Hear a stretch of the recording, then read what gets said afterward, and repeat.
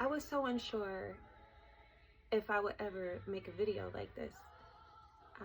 I always wanted to make this video, but I was always a little timid and embarrassed about it because um, it's so personal and it's not my proudest moment. But with recent events that's taken place um, right next to the incident of mine,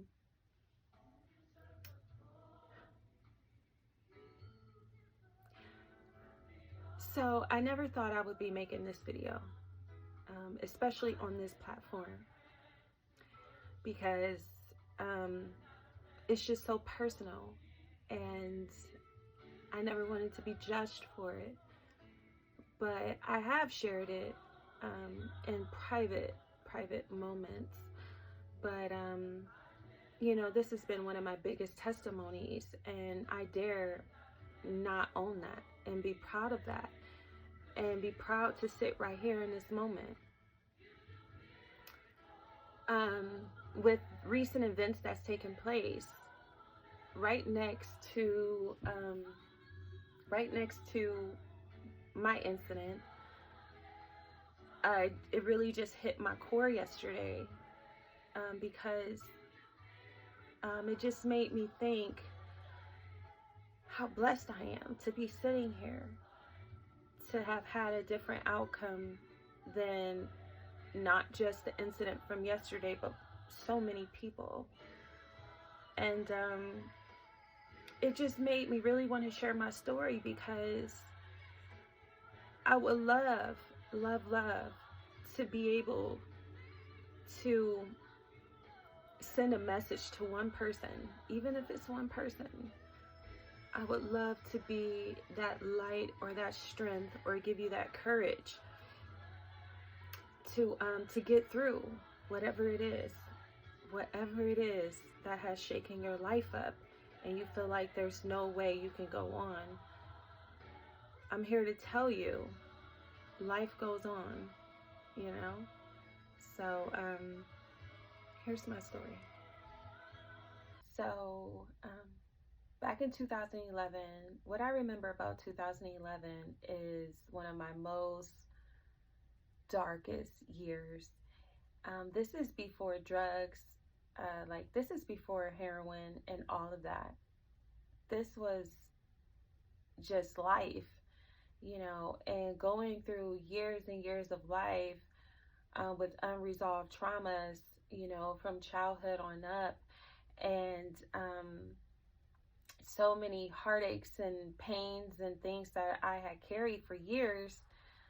I think this was really just my breaking point as an adult. And so in 2011, I knew at that point my marriage was over. I knew it was over, but devastated it was more than a devastation. I felt like, how is life about to go on? You know, I just lost a friendship, and it was actually friendships. And there was so many things happening at this one time. It wasn't just my marriage ending. There was so many different aspects to what was happening in my life at this time. A lot of judgment from people, and just that part of my life is just not my proudest moments.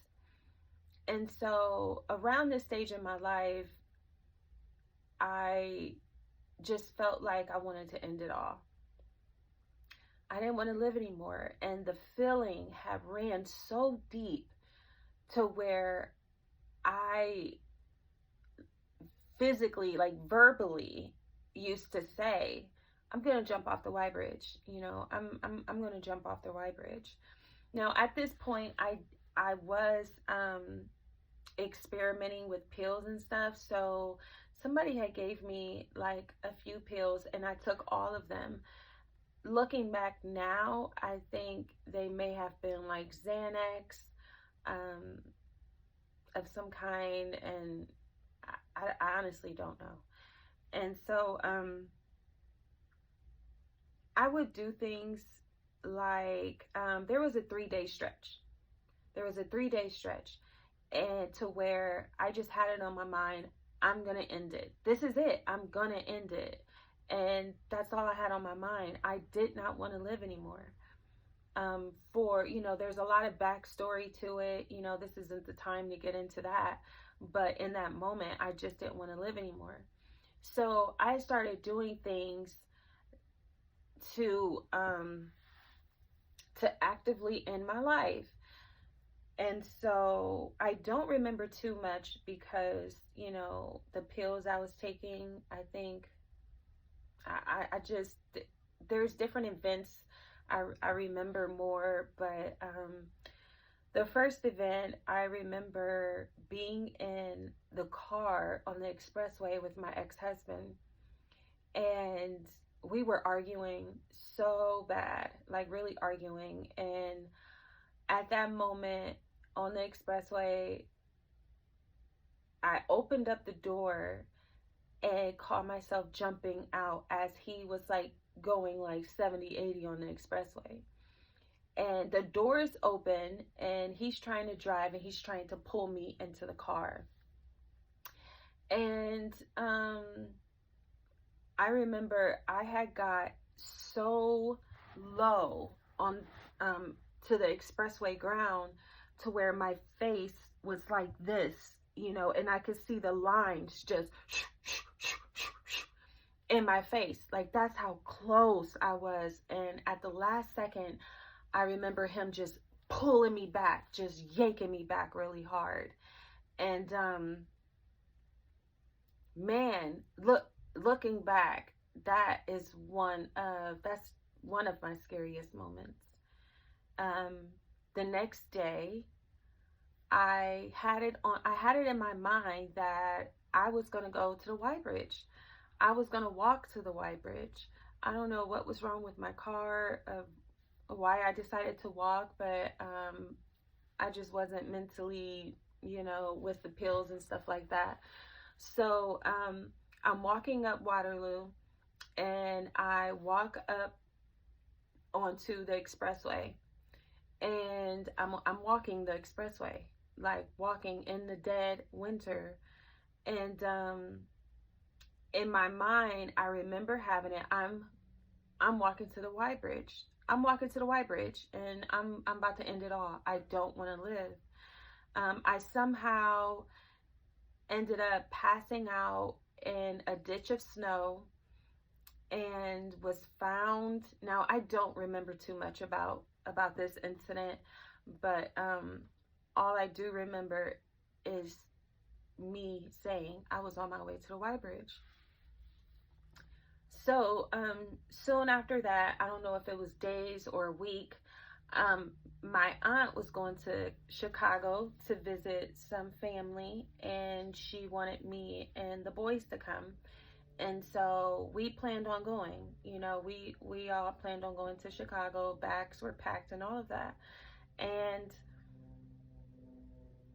the day before we were supposed to leave, I told her no, I couldn't go, and that I had a job interview and that I really needed this job. So I wasn't going to be able to go, and I'll just see them when they got back. So the day before they got back, that night, I went to a bar over on, I think that's Miller. I'm not sure.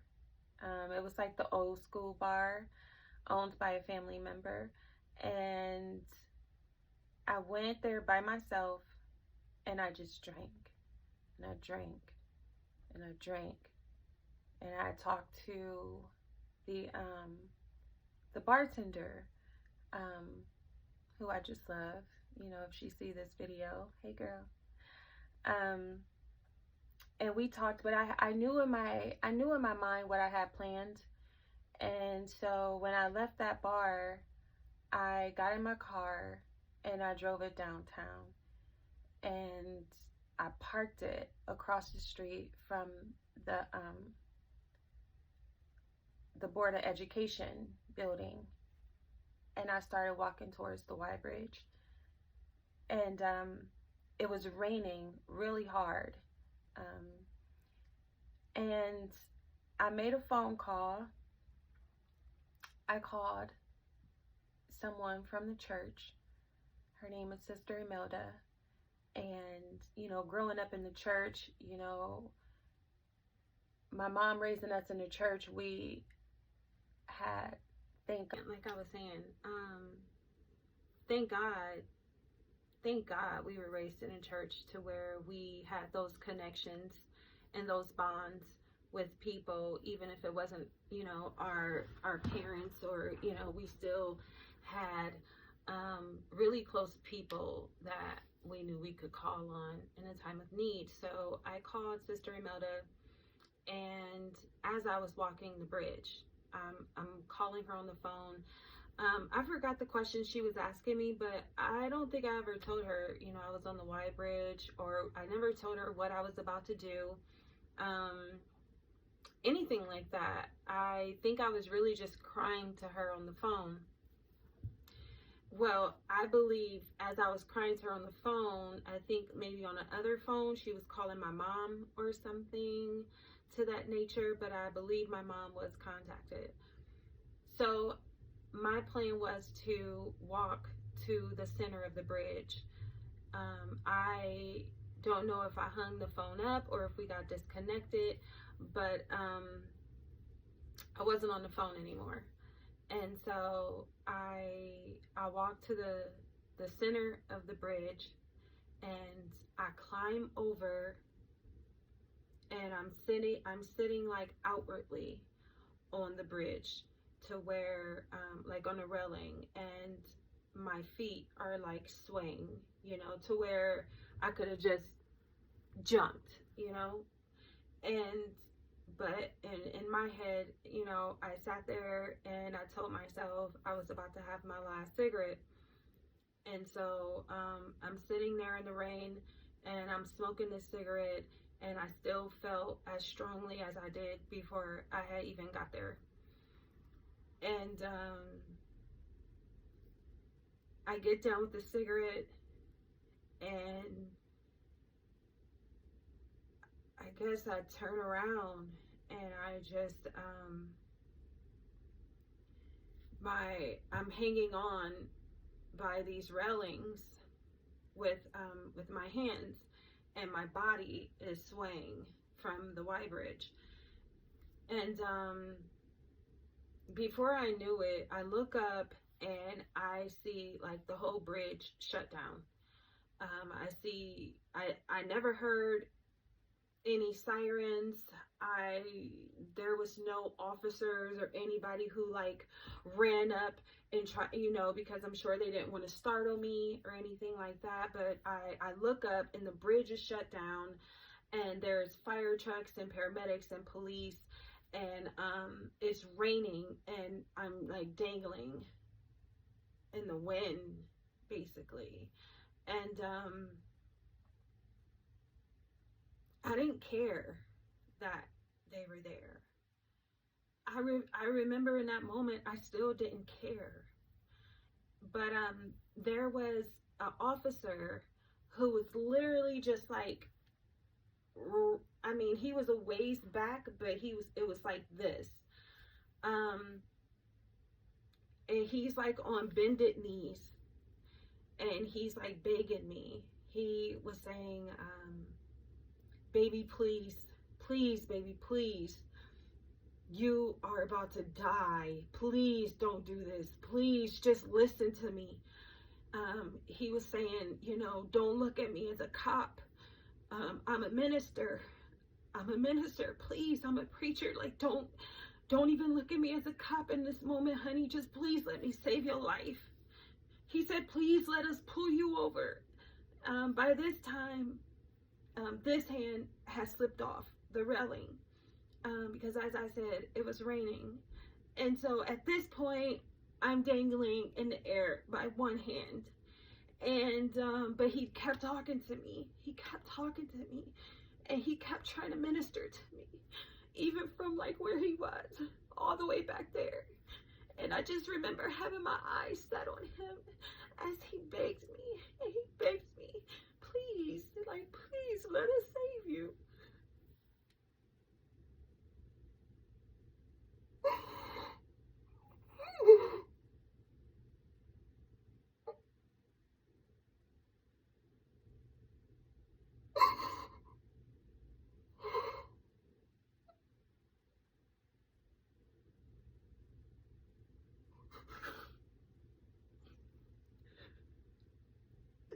And I remember at that moment,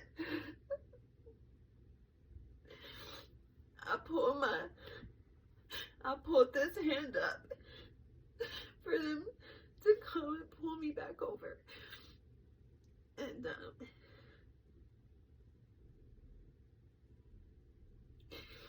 I remember getting back over that bridge. And I could just like replay everything. It was so chaotic. I remember, I believe they had like paramedics and different people at the bottom of the bridge too.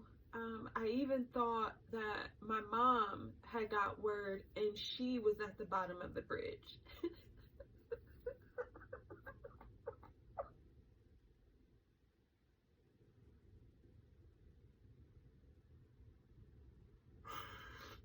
I may not even post this.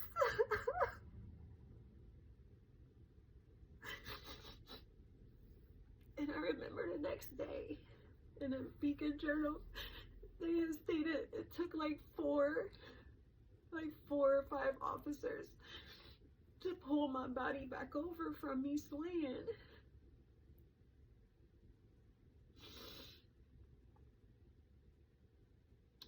And I remember I went to St. Thomas Hospital after that, and the boys and my aunt was set to come back the next day. And as I was in St. Thomas, I'm telling them, I gotta go. Like, I have to go. At that point, I was working at a school, and so I didn't show up for work.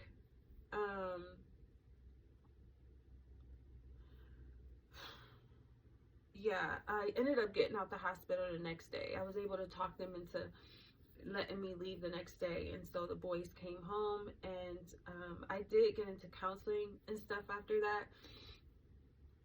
And to be honest, I believe I've been in counseling since then, you know, with little breaks in between.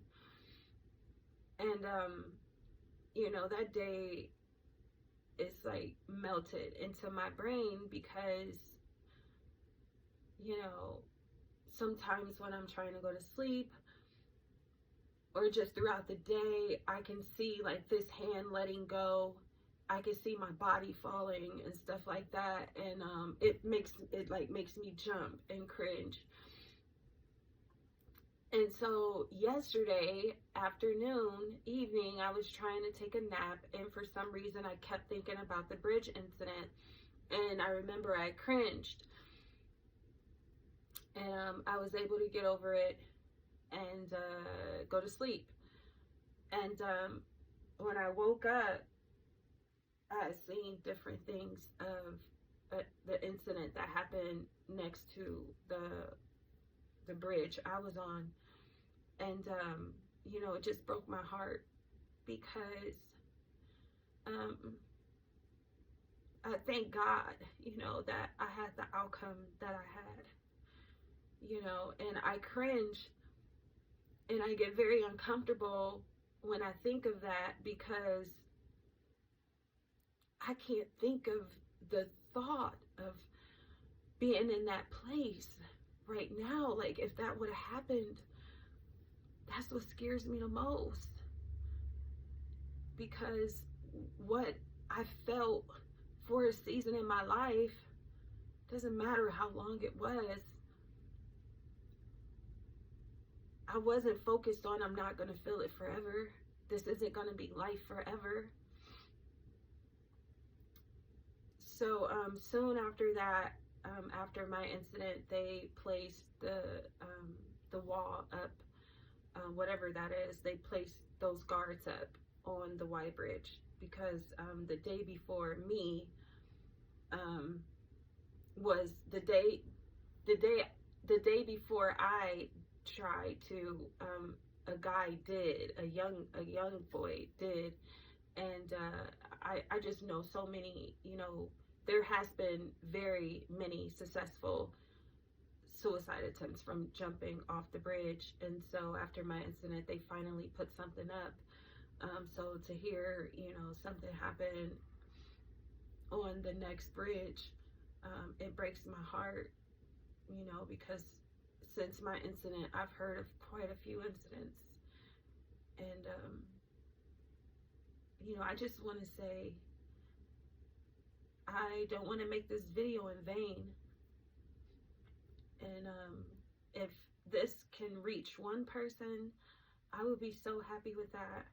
Because, things that people go through on an everyday basis, it may not be as extreme to them. It might be minute, but to you, it's like the end of the world, and some people don't. We all handle things differently. Soon after the Y Bridge incident, I want to say maybe a year later, I was on drugs, so we all handle things different. So hopefully this is like a no judgment zone. And I just give God the glory that I'm even here, and I'm even able to tell my story, because there's not many people who could and who can. So yeah, I think about my mom being at the bottom of that bridge, and I think about Jermaine and Julian being on their way home to their mom. And I just thank God that I had the outcome that I had, and I thank God for Sister Imelda. I thank God for my mom. I thank God for that minister that he placed right there. And I thank God that I'm alive. And I thank God that since 2011, I have not had a desire to ever commit suicide ever again. I've never had that desire to ever want to follow through with ending my life. And that right there is the biggest testimony. So I give God the glory. Thanks for listening to my story. And this was really tough to share. I feel a little uncomfortable now because I'm just like, dang, will I ever put this out there? Or will this be something that's just like stored in my phone? But either way it go, I love you, Jesus. And I thank you for your hand of protection over my life. I thank you. I thank you.